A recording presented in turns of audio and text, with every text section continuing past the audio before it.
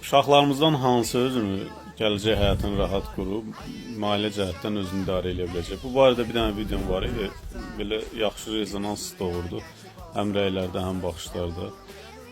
Ümumi bəzi bir şeylər də deyim, uşaqlara fikir versəz, əgər xasiyyətləri elədirsə, onlar gələcəkdə böyüyəndə ümumiyyətlə özünü maliyyə cəhətdən yaxşı idarə edə bilirlər. Məsələn, adi piçeni verirsiniz. Ortasında ağ krem olan piçeni. Onu biri var götürsün bütöv yesin, biri var aralayır, birinci ortasının kremini yiyir, sonra piçeninin özünü yiyir.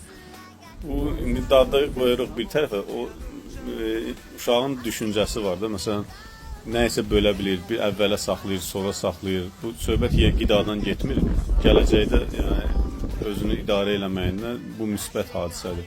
Müsbət daha doğrusu haldır. Bir davam eləyirəm. Adi çörəyi, məsəl üçün biri var, qarbuşka deyirik də biz, çörəyin o yeməli yeri.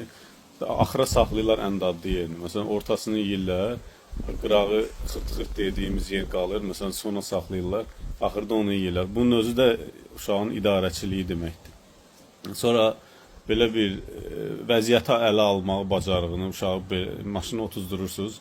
Elə uşaq var ki, indi qabaqda qadağan da oturmaq, arxada elə belə dalda, sağda ya solda oturur, heç nə vecinə deyil, oturur pəncərədən baxır. Amma hansı uşaq ki, oturur ortada, istəyir daha doğrusu ortada və qabağa baxmaq istəyir də, irəlidə yol nətərdir, hara gedirik.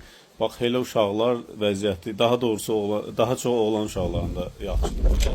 Vəziyyəti ələ almaq xoşlayan, gələcəkdə daha asan vəziyyəti ələ almağı həvəsli olan uşaqlar. Belə məsələlər çox bilirsiniz, fikirlərimizi. Belə maraqlı olar oxumağa, eyni zamanda hər nəyə oxuyanda bunu istəyirsin ki, Allah saxlasın.